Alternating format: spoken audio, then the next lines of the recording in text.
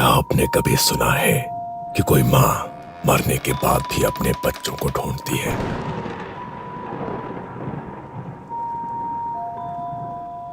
एक गांव है बेलपुर। दिन में बिल्कुल आम, पर रात होते ही यहां की हवा भी सांस लेना भूल जाती है। लोग कहते हैं कि रात में उन्हें पीपल के नीचे एक औरत बैठी दिखाई देती है, गोद में बच्चा, पर होठों पर एक ही सवाल, मेरा बच्चा कहाँ है?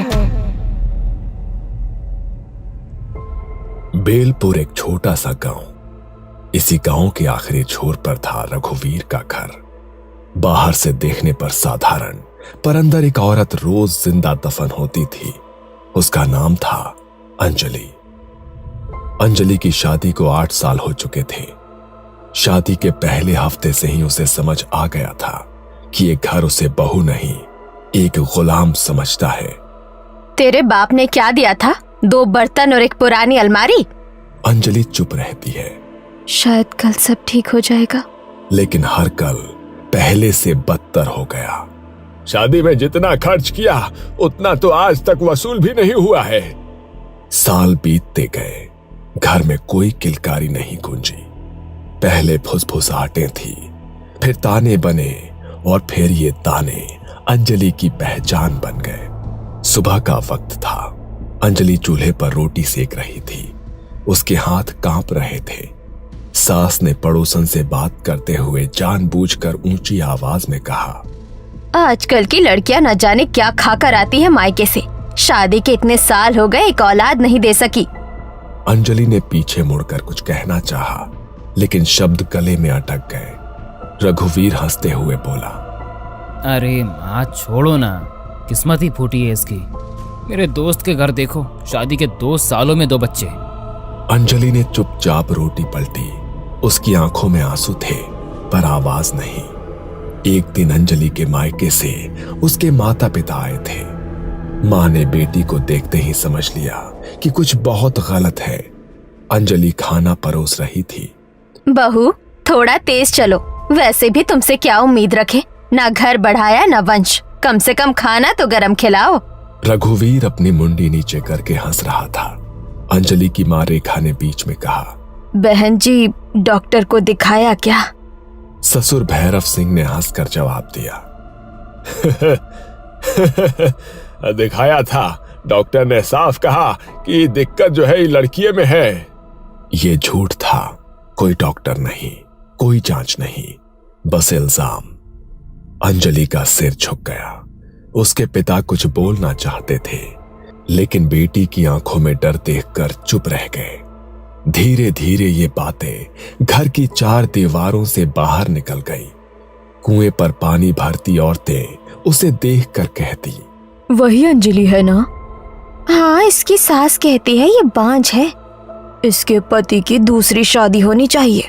अंजलि जहां जाती उसे अपनी पीठ पर लोगों की उंगलियां चुभती महसूस होती। एक रात अंजलि अकेली बैठी थी, हाथ पेट पर रखे हुए। उसे सारी बातें याद आ रही थी। बांझ है, ये वंश मिटाने आई है। ऐसी औरत को तो घर में रखना भी पाप है।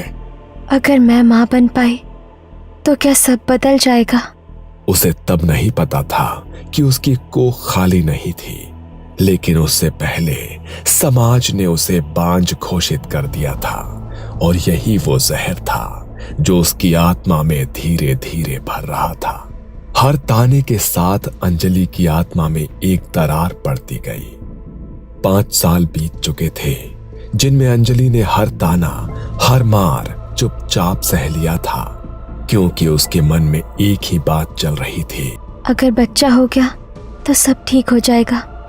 रात को जब रघुवीर शराब पीकर आता, औरत है तू, पर अगर बच्चा नहीं दे सकी तो किसी काम की नहीं।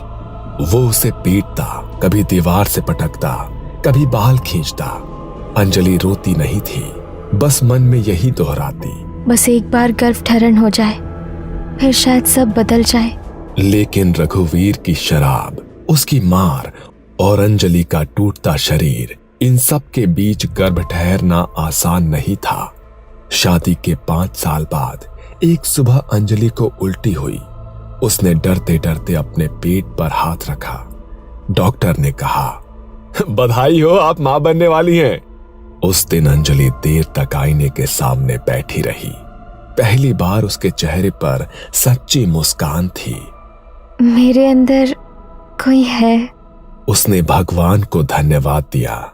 सोचा कि अब शायद सब बदल जाएगा, लेकिन घर में वो अकेली ही खुश थी। जब उसने घर में खबर दी, अच्छा है, एक बार बच्चा पैदा हो जाए फिर इसे मायके भेज देंगे। हमें तो बस वारिस चाहिए, इसका बोझ हम क्यों उठाएं? बच्चा हमारा होगा, तू तो बस जरिया है। अंजलि का दिल उसी पल टूट गया। गर्भवती होने के बावजूद उसकी जिंदगी में कुछ नहीं बदला। सुबह से रात तक झाड़ू, पोछा, बर्तन, चूल्हा और भारी पेट के साथ पानी के घड़े उठाना। गर्व है, कोई बीमारी नहीं।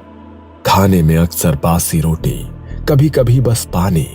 कई रातें बिना कुछ खाए गुजारी। शरीर सूखता जा रहा था, हड्डियां दिखने लगी थी, लेकिन उसके पेट के अंदर एक जान बढ़ रही थी। अंजलि का शरीर मरने की ओर बढ़ रहा था और उसका बच्चा जन्म की ओर। रात को उसे अजीब सपने आने लगे। कभी वो खून से लथपथ होती, कभी कोई उसकी कोख से बच्चा खींच रहा होता। मेरा बच्चा मतलब। एक दिन सुबह सुबह अंजलि डॉक्टर के पास से लौटी थी। डॉक्टर ने साफ कहा, कमजोरी बहुत ज्यादा है, खाना ठीक से नहीं खाओगे तो बच्चा और तुम दोनों खतरे में रहोगे। अंजलि ने बस सिर हिलाया था। वो जानती थी कि घर में उसकी सेहत किसी के लिए मायने नहीं रखती। ये क्या है?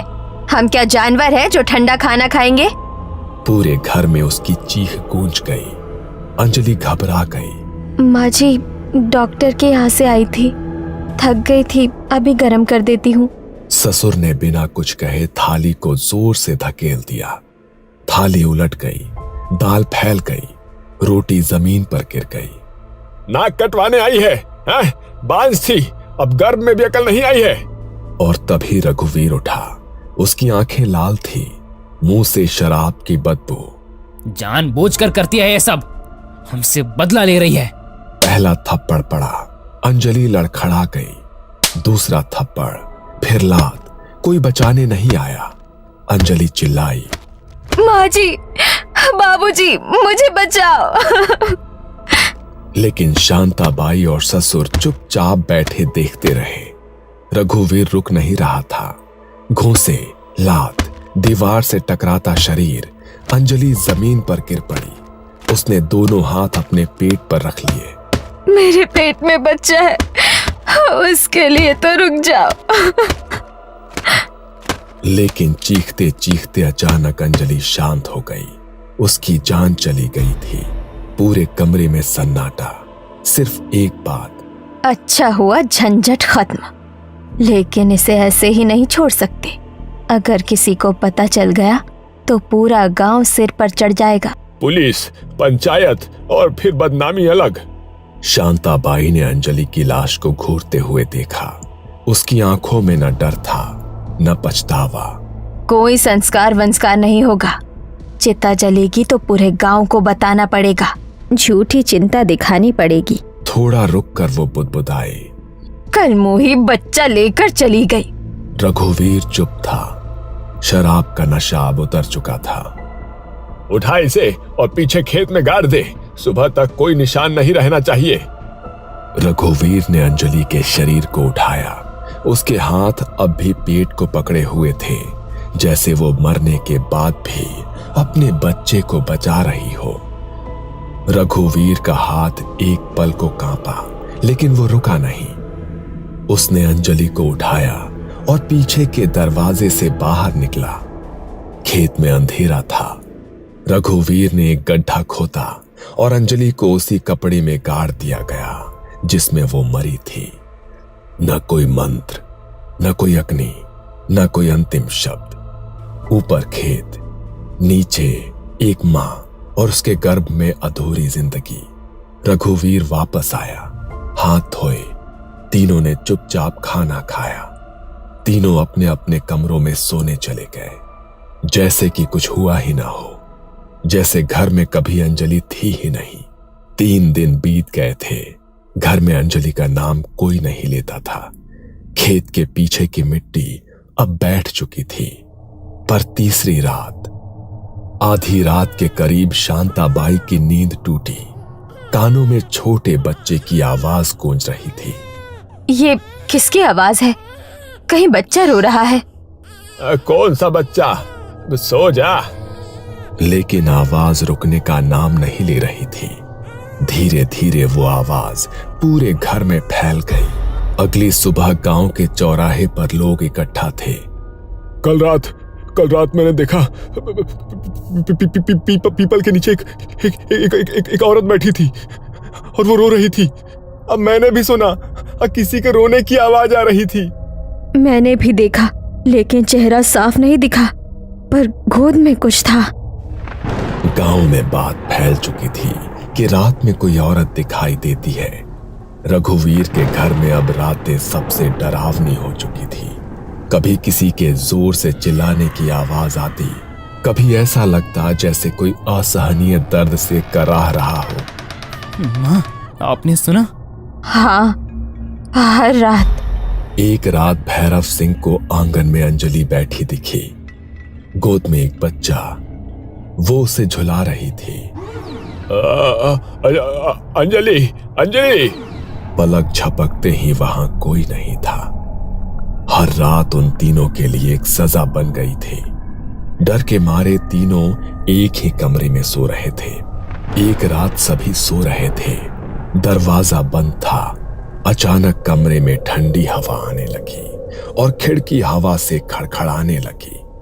तीनों का दम घुटने लगा। माफ कर दे अंजलि, गलती हो गई। अंधेरे में अंजलि की आत्मा खड़ी थी। उसके बाल हवा में लहराने लगे। गोद में बच्चा। मेरा बच्चा कहाँ है? तीनों का दम घुटने लगा। वो चीख भी नहीं पाए। सुबह तीनों की लाशें मिली। उनका अंतिम संस्कार करने वाला कोई नहीं बचा। गांव में भी अब अंजलि का डर फैल चुका था। रात में कोई बाहर नहीं निकलता। बच्चों को अकेला नहीं छोड़ा जाता। ये कोई साधारण आत्मा नहीं है। गांव वालों ने तांत्रिक हरिदास बाबा को बुलाया। बाबा ने घर और खेत का निरीक्षण किया। ये आत्मा अंजलि की है। गांव सन्न हो गया। बाबा ने मिट्टी सूंघी। यही दफनाई गई थी वो। गांव वालों ने अंजलि के माता पिता को बुलाया। रेखा बेटी की खबर सुनते ही जमीन पर बैठ गई। मेरी बच्ची। हरिदास बाबा ने कहा, गर्भवती आत्मा को शांत करने के लिए उसे वो देना पड़ता है जो उसके लिए सबसे प्रिय हो। अंजलि की पसंदीदा चॉकलेट, बचपन की गुड़िया, उन्हें खेत के पास रखा गया। माँ और बच्चे दोनों को अग्नि दो। मिट्टी खोदी गई। अंजलि का शरीर निकाला गया। अंतिम संस्कार किया गया। आज भी जब आधी रात के बाद कोई खेतों के पास से गुजरता है तो हवा अचानक ठंडी हो जाती है। कहते हैं कि मिट्टी के उस सन्नाटे में एक साया उभरता है। गोद में बच्चा, आंखों में अधूरी ममता और होठों पर एक ही सवाल, मेरा बच्चा कहाँ है?